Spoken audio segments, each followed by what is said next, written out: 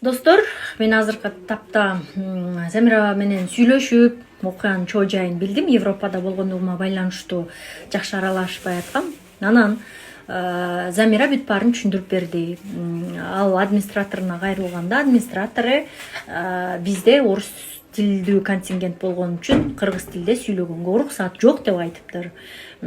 Кожоюндары ошол нерсени талап кылат экен. Биз 30 жылдан бери аябай гумандуу, түшүнүктүү, айкөл эл болуп атып, ушинтип коногубуз башыбызды тейлейт. Испанияга, Италияга бардым, Германия, Европанын баарын кыдырдым. Бир да өлкөдө англисче сүйлөшпөйт экен. Ар ким өз тилин талап кылышат экен. Биз дагы өз тилибизди талап кылып, биринчи орунга коюуга мезгил жетмек турсун, өтүп кетти 30 жылдан бери ушуну талап кыла албай атабыз.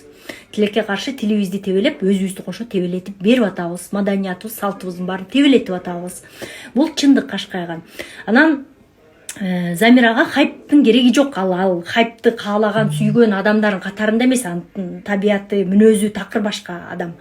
Жалган жаап атканы өкүнүчтүү тиги тараптын. Ошондой эле бүгүн беттирмарлык кылып Замирага арыз жазышыптыр. Бул аябай уят нерсе. Замиранын артында болгон блогерлер, белгилүү адамдар, анан ошондой эле кыргыз эли турарын эскертебиз. Биз кыргыз тилибиз үчүн дагы, Замира үчүн дагы туруп беребиз.